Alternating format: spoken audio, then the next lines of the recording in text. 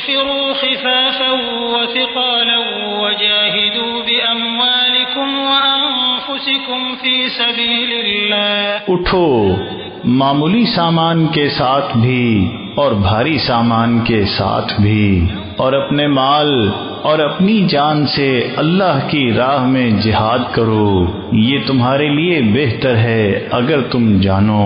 اگر لقمہ تر ہوتا اور سفر آسان تو یہ تمہارے پیچھے ضرور لگ جاتے، لیکن ان پر یہ منزل کٹھن ہو گئی. اور اب یہ اللہ کی قسمیں کھائیں گے کہ اگر ہم نکل سکتے تو تمہارے ساتھ ضرور نکلتے. یہ خود اپنے آپ کو ہلاکت میں ڈال رہے ہیں اور اللہ جانتا ہے کہ یہ بالکل جھوٹے ہیں. عفا اللہ عنک لما اذنت لهم حتى يتبين لك الذين صدقوا وتعلم الكاذبين. اللہ نے تمہیں معاف کیا، تم نے ان کو اجازت کیوں دے دی یہاں تک کہ جو راست باز ہیں وہ بھی تم پر ظاہر ہو جاتے اور جھوٹوں کو بھی تم جان لیتے. جو اللہ اور روز آخرت پر سچا ایمان رکھتے ہیں وہ کبھی مال و جان سے جہاد نہ کرنے کی تم سے رخصت مانگنے نہیں آئیں گے. اور اللہ اپنے متقی بندوں سے خوب باخبر ہے. رخصت مانگنے کے لیے تو وہی آتے ہیں جو اللہ اور روز آخرت پر ایمان نہیں رکھتے اور جن کے دل شک میں مبتلا ہیں اور وہ اپنے شک میں ڈاواں ڈول ہیں. اور اگر وہ نکلنا چاہتے تو کچھ سامان کر ہی لیتے، لیکن اللہ نے ان کے اٹھنے کو پسند نہیں کیا تو ان کو بٹھا دیا اور کہہ دیا گیا کہ جاؤ بیٹھنے والوں کے ساتھ بیٹھو. لو خرجوا فيكم ما زادوكم إلا خبالا ولأوضعوا خلالكم يبغونكم الفتنة. اگر یہ لوگ تم میں مل کر نکلتے تو تمہارے لیے خرابی ہی بڑھانے کے باعث بنتے اور تمہارے درمیان ان کی ساری بھاگ دوڑ فتنہ انگیزی کے لیے ہوتی. اور تم میں ان کے سننے والے ہیں اور اللہ ظالموں سے خوب باخبر ہے. یہ پہلے بھی فتنہ انگیزی کی کوشش کر چکے ہیں اور انہوں نے واقعات کی صورت تمہارے سامنے بدلی یہاں تک کہ ان کے الرغم حق آ گیا اور اللہ کا حکم ظاہر ہوا. ومنهم من يقول ائذن لي ولا تفتني. اور ان میں وہ بھی ہیں جو کہتے ہیں کہ مجھے رخصت دے دیجئے اور فتنے میں مبتلا نہ کیجئے. سن لو یہ فتنے میں گر چکے اور بے شک جہنم کافروں کا احاطہ کیے ہوئے ہے.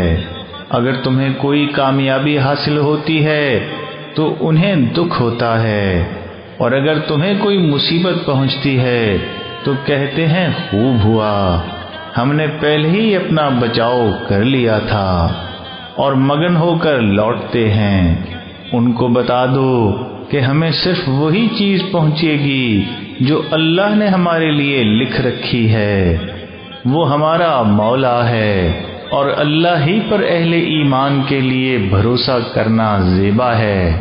ان سے کہہ دو کہ تم تو بہرحال ہمارے لیے دو بھلائیوں ہی میں سے کسی ایک کے متوقع ہو، لیکن ہم تمہارے باب میں اس امر کے متوقع ہیں کہ اللہ یا تو تم پر اپنے پاس سے عذاب بھیجے گا یا ہمارے ہاتھوں.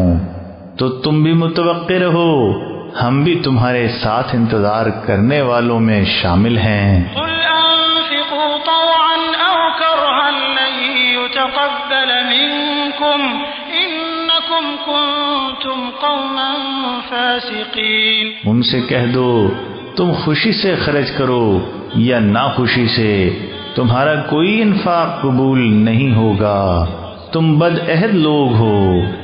یہ اپنے انفاق کی قبولیت سے صرف اس وجہ سے محروم ہوئے کہ انہوں نے اللہ اور اس کے رسول کا کفر کیا، اور نماز کے لیے جو آتے ہیں تو مارے باندھے آتے ہیں اور خرچ کرتے ہیں تو بادلے ناخواستہ، تو تم ان کے مال و اولاد کو کچھ وقت نہ دو۔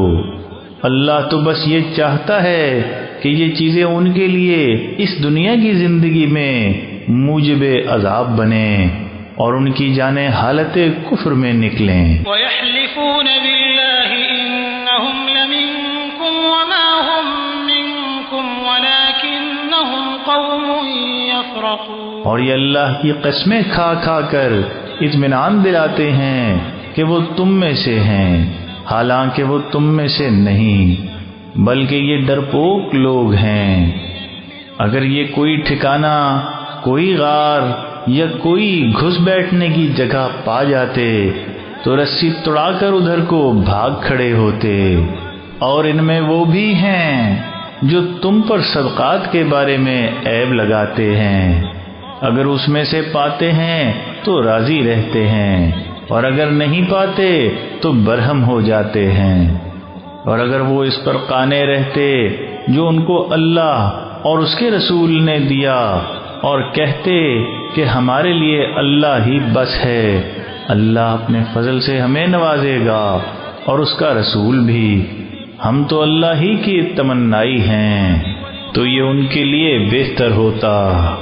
صدقات تو بس محتاجوں، مسکینوں، عاملین صدقات اور تالیف قلوب کے سزاواروں کے لیے ہیں، اور اس لیے کہ یہ گردنوں کے چھڑانے، تاوان زدوں کے سنبھالنے، اللہ کی راہ اور مسافروں کی امداد میں خرچ کیے جائیں۔